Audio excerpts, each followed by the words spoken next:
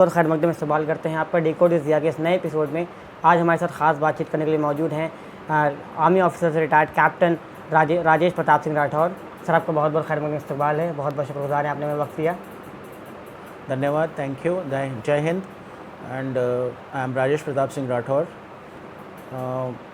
Way back in 1989 I qualified UPSC Command Defence Services examination, then I joined Officer Training Academy.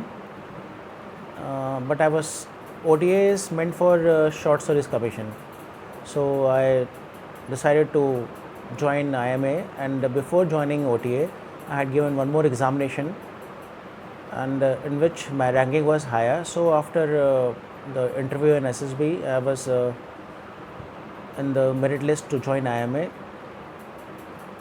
The training of OTA was almost 4 months of training I had done. Then I left OTA, resigned OTA to join IMA Dehradun. You only get a chance from OTA to come to IMA, otherwise you cannot resign during your training. But I was unfortunate that when I came to IMA, I did my first term of training, second term of training, third term of training I fell down from a horse, and I had an injury which was not very risky, but when my X-ray was done of my spinal cord, the next cervical vertebrae, they found that my two vertebrae were fused. It's called block vertebrae cervical 2-3, and I was boarded out of army without any medical relief or any relief from army. तो आपने joining से पहले ही आपको army से retire कर दिया गया? Correct, मेरे को कमीशन पाने के पहले रिटायर कर दिया गया, और रिटायर नहीं करा गया, मेरे को फोर्सेबली रिटायर कर दिया गया because they said you have got some problem, medical problem, and for which you can not continue army. जबकि उसी मेडिकल प्रॉब्लम के साथ मैंने पूरी ट्रेनिंग करी, करीब 12 महीने की ट्रेनिंग पूरी कर ली थी. तो आपने उसके बाद उस पर कोई कोर्ट जाना या केस करना? मैंने केस करा हुआ है, लेकिन इस कंट्री में एक नॉर्मल आदमी को जस्टिस कहाँ मिलता है. मेरा केस अभी भी इलाहाबाद हाई कोर्ट में पेंडिंग है. 1993 में मैंने केस फाइल करा था कि अगर मैं अनफिट था तो मुझे आर्मी ने लिया क्यों. अगर मैं अनफिट था मेडिकली बाय बर्थ तो आर्मी ने मुझे लिया क्यों. आर्मी तो पूरा ठोक बजा के लेती है. और मैंने 3 मेडिकल बोर्ड पास करे, ऐसा नहीं कि मैंने एक मेडिकल बोर्ड पास करा. लेकिन इस देश में आम आदमी को न्याय पाना भी मुश्किल काम है. माननीय जजेस भी उन्हीं की ज़्यादा सुनते हैं जिनके पास रिसोर्सेस हो, फंड्स हो, हाईली पेड वकील कर सकते हैं. हम लोगों को केस कोई सुनता ही नहीं. और वैसे भी अगर आप देखें हमारे जितने वेटरन्स हैं इंडियन आर्मी के जिनको डिसेबिलिटी मिली हुई है, गवर्नमेंट उनके खिलाफ जो केस लड़ रही है उसमें ज़्यादा पे करती है वकीलों को, उनके पेंशन से ज़्यादा पे करती है. मीन्स कहने का मतलब ये है अगर गवर्नमेंट चाहे तो जितने वेटरन्स हमारे जो डिसेबल्ड वेटरन्स हैं उनको वो आराम से वकीलों को जो पैसे देती है केस लड़ने में उनसे कम पैसे उनका सेटलमेंट कर सकती है. लेकिन इस कंट्री की एपाथी है. It's sad on the part of the government of India that veterans are fighting for the disability pension. It's very unfortunate. लेकिन आर्मी में apart from the border the soldiers there are lot of job, जैसे उसमें आप desk job हो सकती है, तो उसमें उधर भी तो शिफ्ट किया जा सकता है. ट्रू, कर सकते थे, करना चाहिए. हमारे अगर मैं कैडेट्स की बात करूँ, जेंटलमैन कैडेट्स, जहाँ से मैं डिसेबल्ड होकर रिटायर हुआ, तो जेंटलमैन कैडेट्स जो होते हैं वो मुश्किल से इस कंट्री में 220 के आसपास हैं. उनको कहीं ना कहीं गवर्नमेंट डेस्क जॉब में आराम से अब्जॉर्व कर सकती है. लेकिन सिर्फ डिफेंस फोर्स को छोड़ करके जितने भी क्लास 1 के पोस्ट हैं, चाहे वो IAS हो, चाहे IPS हो, चाहे वो कोई भी पोस्ट हो, उसमें सभी में ये प्रोविज़न है. सिर्फ IMA और OTA में ऐसा नहीं है. ऑफिसर्स, इंडियन आर्मी ऑफिसर्स के लिए ऐसा नहीं है. मुझे याद है अभी हाल में UPSC रिजल्ट आया तो एक 917 जनरल रैंक में सूरज तिवारी ने क्वालिफाई किया, जिनके दोनों पैर नहीं और एक हाथ नहीं है, and he is going to be an IAS officer. नहीं, देखिए उनका जो जॉब क्राइटेरिया वो हमसे अलग है. हमको तो फिट होना चाहिए क्योंकि हमको कंट्री की सेवा करनी है. अगर हम खुद अनफिट होंगे तो कंट्री की सेवा कैसे करेंगे. That's true. लेकिन इसका मतलब ये नहीं होता कि आप किसी कैडेट को दूध की मक्खी की निकाल करके बाहर फेंक देंगे. इसका मतलब ये भी नहीं होता. हाँ, उनसे बाकी जॉब ले सकते हैं. जो मैं तो तब भी सही सलामत बाहर निकल आया, 1 पीस में बाहर निकल आया हूँ. मेरे कितने ऐसे जूनियर्स हैं जिनको मैं जानता हूँ जो चल नहीं पाते. एक बच्चे का मुझे याद है, Shubham, cadet, gentleman cadet Shubham. वो पहले NDA में था, NDA से IMA में आया. NDA में ही NDA के 6th टर्म में डाइविंग करते समय स्विमिंग पूल में जब उसने जंप मारा तो उसका सर जा करके फ्लोर से टकरा गया और उसको इंस्टेंट पैरालिसिस हो गया. उसका नेक टूट गया यहाँ से सर्वाइकल टूट गया और अभी भी वो चेयर पर है। शुभम, आप अगर आप गूगल करेंगे आप पता लगा सकते हैं। और वो चल नहीं पाता, वो व्हील चेयर पर बैठा रहता है। उसके माँ बाप पूरा दिन उसकी सेवा में लगे रहते हैं। उसका महीने का खर्चा 50,000 है, मेडिकल का खर्चा। मैं एड की तो बात ही नहीं कर रहा हूँ, जो उसको ह्यूमन एड चाहिए, लेकिन गवर्नमेंट उस पर बिल्कुल ध्यान नहीं देती। यहाँ तक कि उसको व्हील चेयर भी गवर्नमेंट ऑफ इंडिया ने नहीं दिया। It's very unfortunate. मैं तो तब भी सही सलामत हूँ। और ये गवर्नमेंट की सबसे बड़ी लैकुना है, कमजोरी है, जिसको कि गवर्नमेंट को सोचना चाहिए, सीरियसली सोचना चाहिए। अदरवाइज़ हमारे देश के जो नौजवान युवक हैं वो कंट्री में इस पोस्ट पे कभी आने की कोशिश नहीं करेंगे। अगर वो मेरा हाल जान जाएंगे, मेरा और मेरे जैसे लोगों का हाल जानेंगे, तो शायद आर्मी मानने की बात नहीं करेंगे वो। एक आर्मी को बहुत ग्लोरीफाइड फील्ड दिखाया जाता है कि बहुत इसमें इज्जत है और फाइनेंशियली भी सही है। तो जैसे आप बता रहे हैं कि आपको रिटायर कर दिएगा, तो क्या आपको मतलब, क्योंकि एक यूपीएससी लेवल का आपने एग्ज़ाम क्वालिफाई किया, प्रिपरेशन में बहुत टाइम लगता है, तो उसका कोई फाइनेंशियल एड जो मंथली कुछ देती हो गवर्नमेंट? देखिए, आर्मी की जॉब नो डाउट इस कंट्री की सबसे बेहतर जॉब है। आज भी मैं ये बोलूँगा, मैं ये कभी नहीं बोलूँगा कि आर्मी जॉब अच्छी नहीं है। मैं कभी भी दो चीज़ों को मिक्स नहीं कर सकता। मेरी प्रॉब्लम अलग है, आर्मी की जॉब अलग है। तो अगर आर्मी की जॉब की बात करें तो मैं गिवन अ चांस अगले जन्म में मैं फिर से एक फाइटर पायलट बनना चाहूँगा और कंट्री को सर्व करना चाहूँगा विद प्राइड। वो अलग इशू है। लेकिन गवर्नमेंट को हम जैसे लोगों की केयर या मदद करनी चाहिए। हमारा खर्चा मुश्किल से साल का 10 करोड़ रुपए है। अगर हमको पेंशन दी जाए, एक ऑफिसर्स की पेंशन दी जाए, तो मुश्किल से साल का 10 करोड़ रुपए है 200 कैडेट्स का। और 10 करोड़ रुपए गवर्नमेंट के लिए कुछ मायने नहीं रखते, तो वो आराम से दे सकती है। लेकिन बड़ा अनफॉर्चुनेट है कि सिर्फ इंडियन आर्मी के कैडेट्स को ये पेंशन नहीं मिलती। यहाँ तक कि ITBP, BSF सभी को पेंशन मिलती है, डे 1 से पेंशन मिलती है, लेकिन हमको नहीं मिलती। IPS, IS हर एक अगर वो डिसेबल हो जाए उसको पूरी पेंशन मिलती है, हमको नहीं मिलती है। बस पता नहीं क्यों गवर्नमेंट ये सौतेला डबल स्टैंडर्ड अपनाती है, डबल स्टैंडर्ड और सौतेला व्यवहार अपनाती है। और एक्स ग्राशिया के अवार्ड में हमें बहुत ही छोटा सा अमाउंट मिलता है, जो मुझे कहने में भी ऑन रिकॉर्ड शर्म आएगी। अभी हाल में कुछ दिन पहले गवर्नमेंट एक स्कीम लेकर आई, 5 ईयर आर्मी प्लान, उसको उन्होंने अग्निवीर का नाम दिया। उसको आप किस तरह देखते हैं? Agniveer is a disaster, it's totally disaster. आप मुझे ये बताइए, अगर कोई नौजवान लड़का जो 17 साल की उम्र में अग्निवीर के लिए ज्वाइन करता है और उसको ये पता है कि 4 साल के बाद, 4 साल का है अग्निवीर, 5 साल का है अग्निवीर, 5 साल के बाद उसको जब उसको यही नहीं पता कि वो आर्मी में कंटिन्यू करेगा कि नहीं करेगा, तो उसका तो हमेशा ध्यान इस बात पे रहेगा, ज़्यादातर लोगों का ध्यान इस बात पे रहेगा, हमें व्हाट नेक्स्ट, हमारा अगला फ्यूचर क्या होने वाला है, हम आर्मी में रहेंगे कि नहीं रहेंगे। नहीं रहेंगे तो क्या होगा, हम कहाँ जॉब पाएंगे, रहेंगे तो कैसे रहेंगे, उसका ध्यान कहाँ पे होगा, उसका ध्यान ट्रेनिंग पे नहीं होगा, उसका ध्यान देश की सेवा पे नहीं होगा, उसका ध्यान इस बात पे होगा उसका फ्यूचर क्या होने वाला है। और उससे बड़ा उसका ध्यान इस बात पे होगा कि अगर वो मर गया उसकी फैमिली का क्या होगा। क्योंकि इसमें कोई पेंशन और कुछ वैसा नहीं। बस वो गवर्नमेंट को उसको थोड़ा बहुत थोड़ा बहुत कम्पनसेट कर देगी, और जो बहुत ही कम अमाउंट है, मुझे ठीक से पता नहीं है, तो मैं बता नहीं सकता, but it's very less amount. So मुझे नहीं लगता कि गवर्नमेंट का ये डिसीजन राइट है। और वो ये पूरे एक्सपेरिमेंट इंडियन आर्मी के साथ क्यों कर रही हो, आप मुझे बताइए। वो एक्सपेरिमेंट ITBP के साथ, बॉर्डर सिक्योरिटी फोर्स के साथ, CRPF के साथ क्यों नहीं कर रही है, IAS के साथ क्यों नहीं? IAS अग्निवीर डालो ना आप, IAS को अग्निवीर बनाओ, 4 साल के उनको डालो ना, 5 साल उनको डाल के देखो, उनको जो अच्छा करे IAS उनको रखो, जो करप्ट उनको बाहर निकाल के फेंको।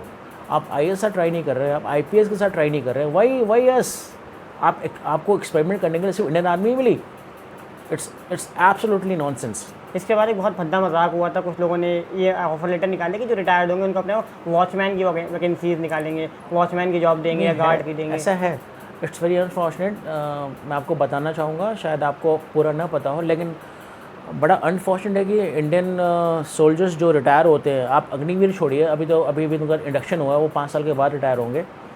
जो जितने भी सोल्जर्स में रिटायर हो उनको कोई भी डिग्निफाइड जॉब नहीं मिलती। वो ज़्यादातर बैंक में या किसी भी सिक्योरिटी एस्टेब्लिशमेंट में सिक्योरिटी गार्ड का ही काम करते हैं। मैंने इंडस्ट्रीज में देखा है वहाँ। यस वो सब आर्मी रिटायर्ड होते हैं। अनफॉर्चुनेटली हमारे जो सोल्जर्स हैं वो हर ट्रेड के जानकार होते हैं। वो सिग्नल्स में काम कर सकते हैं, वो इंजीनियरिंग में ब्रिजेस के लिए काम कर सकते हैं, बट हमारी गवर्नमेंट में बिल्कुल ध्यान नहीं देती। वो देश के सबसे डिसिप्लिन्ड और सबसे ऑनेस्ट वर्कर्स हैं, लेकिन गवर्नमेंट में बिल्कुल ध्यान नहीं देती, कोई रिहाब नहीं करती। आप डिसिप्लिन की बात कर रहे थे और बीच में फिजिकल फिटनेस की बात कर रहे थे। बहुत सी फिजिकल फिटनेस जैसे कलर ब्लाइंडनेस वगैरह, तो एक लॉजिक रखती है। छोटे बाल और हाइट का क्या क्राइटेरिया है, ये क्यों है, इसके पीछे क्या रीज़न है? देखिए, आप तो इस बात से एग्री करेंगे ना कि हमको जब देश की सेवा करनी है, देश के बॉर्डर पर खड़ा हमको फिट होना ही पड़ेगा। और फिटनेस का मतलब सिर्फ फिजिकली फिटनेस नहीं होता, फिटनेस का मतलब माइंड से भी होता है, माइंड से और आपके विल पावर से भी होता है। इसलिए आर्मी ऑफिसर्स के लिए एसएसबी लेती है, सर्विस सिलेक्शन बोर्ड लेती है, जो वर्ल्ड का सबसे टफेस्ट एग्ज़ाम माना जाता है कि जब वो हार्श कंडीशन आएगा तो क्या वहाँ पे एज अ लीडर खड़े हो पाएंगे? क्या जब लड़ाई हो रही होगी तो क्या आप वहाँ पे डिसीजन सही ले पाएंगे? आप वहाँ डटे रहेंगे या आपका निर्णय क्या होगा? आपका निर्णय वहाँ पे मौजूद जो आपके हाथ में कमांड है, चाहे वो 100 लोग हों, चाहे वो 1000 लोग हों, चाहे वो 15,000 लोग हों, आप कमांड आपके हाथ में होती है। आपका एक गलत निर्णय सिर्फ न उनकी जान को जोखिम में डालेगा बल्कि कंट्री के इंटीग्रिटी और इंडिपेंडेंस पे भी असर पड़ेगा उसका। इसलिए the selection process is very hard, one of the toughest in the world. Unfortunately government is not taking care of the people which are getting injured and being disabled out of the army. मैं particular personal बताऊँ तो मैं जब army मेरा interest जागा तो मैं सिर्फ इसलिए नहीं जा पाया क्योंकि जो हाइट का पैरामीटर है आर्मी का, मैं वो नहीं। हाँ करेक्ट। वो देखिए हर किसी फ़ौज, army is not A charity नहीं है। आर्मी जॉब गिविंग नहीं है। लोग गलत समझते हैं आर्मी जॉब है। Army is not a job. Army is something where you have to protect the country. It's not a job, it is a passion. And हम अगर इसको जॉब की तरह लेते हैं तो मुश्किल हो जाएगी क्योंकि कंडीशंस पूरे कंट्री, कहीं पे सर्दी पड़ रही है, कहीं पे गर्मी पड़ रही है, कहीं पे सूखा पड़ रहा है, कहीं पे बहुत बारिश हो रही है। कंडीशंस टेराइन अलग अलग है जहाँ पे आप अगर फिट ना हो, फिजिकली फिट ना हो तो काम नहीं कर पाएंगे। इसलिए आर्मी के मिनिमम स्टैंडर्ड्स होते हैं। हाइट का होता है minimum, you have to 165 for male and 155 for females height होनी चाहिए। फिर body structure, bone structure, eye sight, hearing, ये सब आर्मी चेक करती है। वही आपसे मैं कह रहा था ना, जब आर्मी ने मुझे ठोक बजा के लिया, आर्मी ने जब मुझे ठोक बजा करके लिया तो उन्होंने अचानक ही कैसे पता लगाया कि मेरे में डिसेबिलिटी है जो बाय बर्थ है। वही मैं आपसे कहना चाहता हूँ कि आर्मी के medical standards up to the mark नहीं है। और मैं ये कहना चाहूँगा कि आर्मी को क्राइटेरिया अपना बदलना पड़ेगा। जो ऑफिसर्स अंदर आ रहे हैं उनके लिए, मेरी बात छोड़िए, मैं तो सिर्फ 1.5 साल में ट्रेनिंग करी और फिर 3 साल के बाद बाहर आ गया। मेरे को बाहर निकालने 3 साल लग गए। वैसे भी बच्चे हैं जो एनडीए में जाते हैं, 3 साल की ट्रेनिंग करते हैं और जब वो 14 साल में बाहर निकल आते हैं, उनको कैसा लगता होगा? आप बताइए, उनको कैसा फील होता होगा? कंप्लीट जॉब से एक दिन पहले उनका मालूम चल रहा है। बिल्कुल। और आर्मी को कोई रिहाब नहीं करती, उनको कुछ भी उसका बेनिफिट नहीं मिलता। उनको ट्रेनिंग का कुछ भी बेनिफिट नहीं मिलता। वो बस उनको बाहर निकाल करके छोड़ जाता है, अपने हाल पे जियो। मैं तो तब भी सही हूँ आपको, जैसा मैंने बताया पहले। आप उन लोगों की बात करिए जो डिसेबल्ड है, जो वॉक नहीं कर सकते, जो चल नहीं सकते, उनका क्या होता होगा? अच्छा, 3 आर्मी फोर्स हैं, एक air force, navy and the land force. तीनों में आपको लगता है कि सबसे बेस्ट कौन सी है कि गवर्नमेंट सबसे ज़्यादा किस पे ध्यान दे, हालत सबसे अच्छी है अगर आपको चूज़ करना हो एक तो? नहीं देखिए, तीनों एक दूसरे को कॉम्प्लीमेंट करते हैं। इंडियन आर्मी बिना एयरफोर्स के एडवांस नहीं कर सकती। एयरफोर्स अगर ऊपर से बॉम्ब भी गिरा दे तो नीचे बिना आर्मी के वो एरिया कवर नहीं कर सकती। नेवी न हो तो हमारे सी एरिया सुरक्षित नहीं रहेगा। तो तीनों एक दूसरे को कॉम्प्लीमेंट करते हैं, तीनों एक दूसरे के सहायक हैं। कोई बड़ा नहीं है, कोई छोटा नहीं है। हाँ, स्ट्रेंथ वाइज सबसे ज़्यादा इंडियन आर्मी है जो ऑलमोस्ट 15 लाख है। Then is Indian air force almost 6 lakh and navy almost 2 lakh people. आप एक आर्मी बैकग्राउंड से आते हैं? जी, मैं आर्मी बैकग्राउंड से आता हूँ, इसलिए मेरा मोटिवेशन शुरू से रहा आर्मी में। My father was in Indian air force as a warrant officer, junior commission officer. तो पापा के साथ जहाँ जब मैं पैदा भी हैदराबाद में हुआ, पढ़ाई पूरे इंडिया से हुई, केंद्रीय विद्यालय एयरफोर्स के स्कूल से हुई। तो हमेशा से ऑफिसर्स को देखा, फाइटर पायलट्स को देखा, उनके विंग्स को देखा यहाँ पे लगा हुआ। तो हमेशा से इंस्पिरेशन था कि आर्मी में ही आना है या एयरफोर्स में ही आना है, हमेशा से इंस्पिरेशन था। एक बहुत कॉमन चीज़ हम लोग के साथ देखी जाती है, आर्मी का तो मैं नहीं मालूम, लेकिन जैसे हमारे फादर जिस ऑक्यूपेशन में होते हैं वो कहते हैं उस ऑक्यूपेशन में मत जाना। अक्सर देखा जाता है डॉक्टर जो होता है अपने वो डॉक्टर बन जाते हैं, लेकिन एक सजेशन किया जाए डॉक्टर मत जाना, ये फील्ड बहुत कॉम्प्लिकेट। कभी आपके साथ ऐसा नहीं हुआ? नहीं, इंडियन आर्मी की यही तो खास बात है ना कि कोई भी एक ऑफिसर जो होता है या जो भी एक आर्मी में रहा है वो हमेशा चाहेगा कि उसका बेटा फौज में जाए, क्योंकि it's a life unmatched, unparallel. You live a life once, and अगर ज़िंदगी आपको अच्छी जीनी है with passion, with dedication, with lot of adventure, तो आर्मी है आपके लिए। इंडियन आर्मी है या एयरफोर्स है, नेवी है। आप पूरी कंट्री को घूम पाते हो, देख पाते हो, सर्व कर पाते हो। उससे बड़ा और क्या आपको लाइफ में क्या चाहिए मेरे हिसाब से?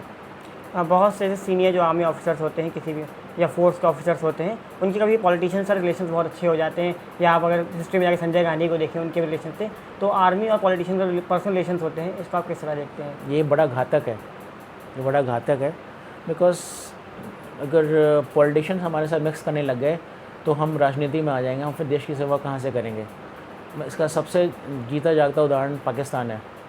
पाकिस्तान में जितने जर्नल्स हैं वहाँ के पॉलिटिक्स में इन्वॉल्व हैं और वो पूरा कंट्री वही रन करता है, तो पाकिस्तान की हालत देखिए ना। We are meant to serve the country, we are meant to serve the country by our abilities, not by being a political master. आप पाकिस्तान की बात कर रहे थे, एक फ़िल्म आई थी जो इंडो पाक बॉर्डर को शो कर रही है, वॉर छोड़ो ना यार। उसमें दिखाया गया कि दोनों साइड के जो सोल्जर्स हैं वो वॉर नहीं करना चाह रहे हैं, लेकिन पॉलिटिकल टेंशन बनाया जाता है मीडिया के थ्रू या पॉलिटिकल स्पीचेस के थ्रू, जिसके वॉर हो और पॉलिटिकल फ़ायदा हो। क्या ऐसा हकीकत में होता है?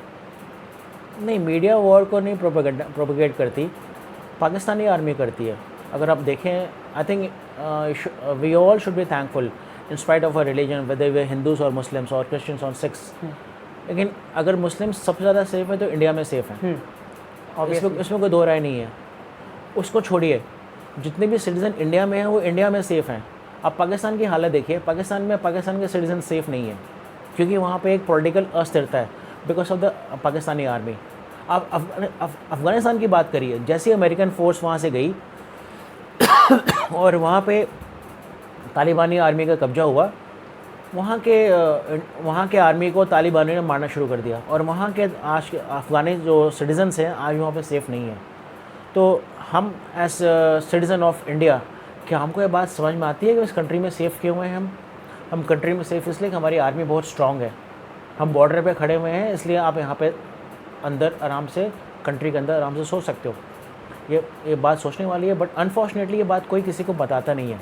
हम सेफ़ इसलिए हैं, चाहे हमारा कोई भी रिलीजन हो, हम सेफ़ इसलिए कि हमारी आर्मी बिना पॉलिटिकल इश्यूज़ के, बिना किसी रिलीजन के बॉर्डर पर डटी हुई है।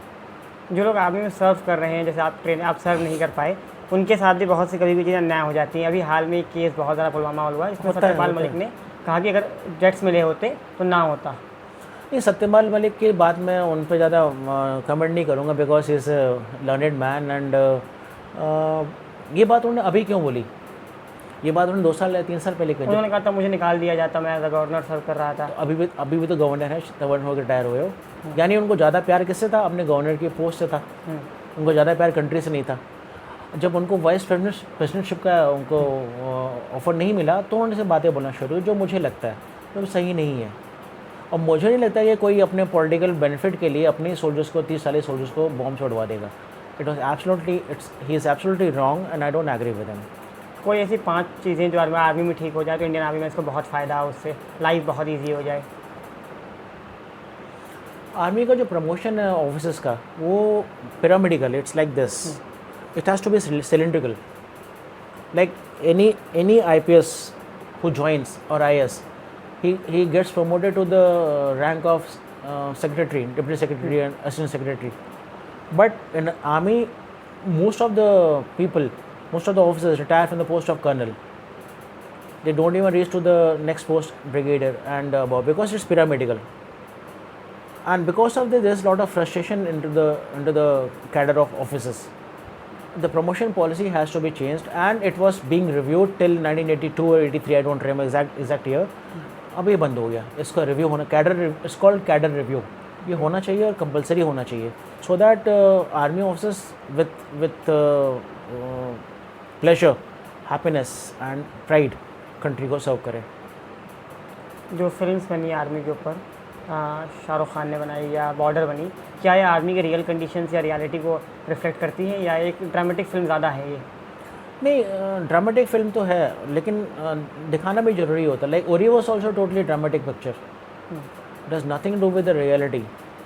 जैसा उन्होंने दिखाया है कि हेलीकॉप्टर से शूट कर रहे थे, it's all wrong and hyper बोल है। बट आर्मी लाइफ दिखाना भी ज़रूरी होता है, सो दैट लोग कुछ तो समझेंगे।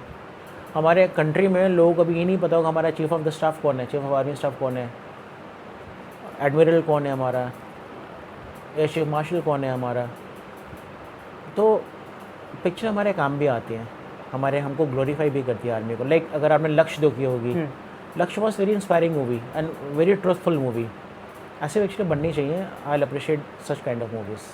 क्वेश्चन को तो लाइटर नोट लेके जाते हैं। आर्मी जब आदमी ज्वाइन करता है तो सबसे बड़ा प्रॉब्लम पब्लिक देखती है, सोसाइटी देखती है, कैंटीन का देखती है। तो आर्मी कैंटीन क्या रियलिटीज़ है? हाँ, बड़ा ये मैं इसको इस तरह से बोलूँगा कि पता है एक फ़ौजी से लोग क्या आशा करते हैं। अभी जब मैं रिटायर हो गया हूँ, बाहर की ज़िंदगी जी रहा हूँ, तो मेरे पास कैंटीन का कार्ड है, आर्मी कार्ड है मेरे पास।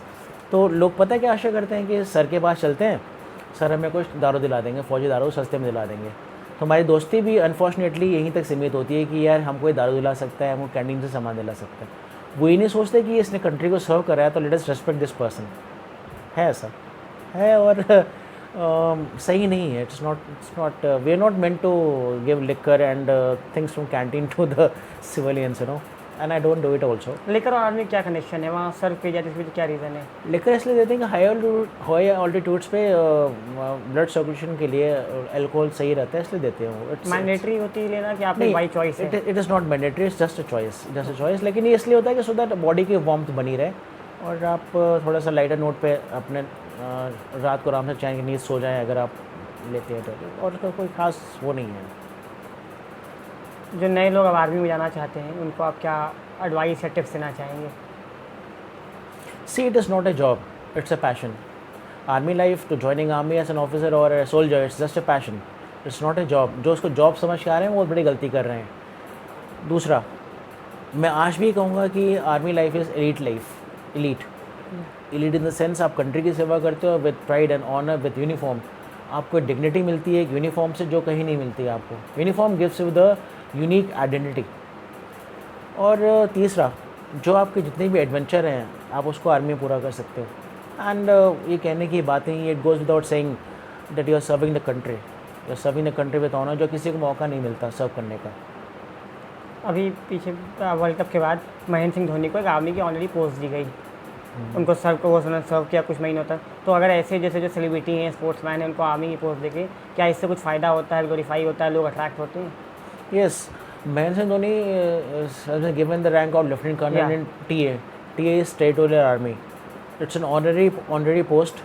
और इससे होता क्या है कि अब महेंद्र सिंह धोनी करोड़ों लोगों के आइकन है, तो उसका फ़ायदा ये होता है कि लोग आर्मी के बारे में जानने की कोशिश करते हैं। आर्मी ड्रेस उनको प्रभावित करती है and they try to assimilate themselves, और कोशिश भी करते होंगे लोग। अगर एक कॉमन मैन आर्मी की लाइफ को देखना चाहे तो क्या वो सेंटर जा सकता है? क्या ऐसा कोई टूरिस्ट प्लेस जैसे सुप्रीम कोर्ट आप टूर कर सकते हैं टिकट्स वाला लेके? अफसोस यही नहीं है, अफसोस ये नहीं है। ये होना चाहिए, एक जरिया होना चाहिए जहाँ पे कि यूथ साल में एक बार जा कर के ऐसे प्लेसेस को विज़िट कर सके। इंडियन आर्मी के कैंट्स भी एक छावनी है जहाँ पे वो भी एक टेम्पल है हमारे, लेकिन हम उसको ओपन इसलिए नहीं करते, उसका कारण है सिक्योरिटी पर्पज़ से। यू कैन ओपन इट, सो नहीं कर पाते। हाँ, लेकिन अगर आप देखें भी बेंगलोर में भी 2 महीने पहले शायद एयर शो हुआ था, डिफेंस एक्सपो का एयर शो हुआ था। डिफेंस एक्सपो, करेक्ट, जहाँ पे कि सिविलियंस अलाउड थे। तो गवर्नमेंट कोशिश करती है, बुलाती है। ऐसे आर्मी भी अपने एग्जीबिशन लगाती है यूथ को अट्रैक्ट करने के लिए, होता है, लेकिन ये कैंट में नहीं बुला सकते because cantt is highly secured area. आपकी मदर एक हाउसवाइफ थी? मेरी मदर हाउस वाइफ थी और एक सोल्जर की पत्नी होने के नाते उन्होंने काफ़ी लाइफ कैसी थी, मतलब आपने अगर देखा हो बचपन में? बहुत टफ लाइफ थी। माँ का लाइफ मुझे याद है कि वो पापा के, मुझे याद है हम लोग 7 साल में 5 पोस्टिंग करे थे। 7 साल में 5 पोस्टिंग, 7 years 5 पोस्टिंग। कभी पठानकोट, तो कभी तेजपुर, तो कभी जालंधर, तो कभी पुणे। तो मुझे याद है कि माँ का हर बार सामान को पैक करना, फिर इसको अनपैक करना। पापा तो सिर्फ एक सोल्जर ही थे, ऑफिसर थे नहीं मेरे पापा। पापा तो बाद में ऑफिसर बने ना, प्रमोशन पा करके। तो मैंने स्ट्रगल देखा है माँ का, स्ट्रगल देखा है, but she was very happy and she was A proud mother of A proud father who was in air force.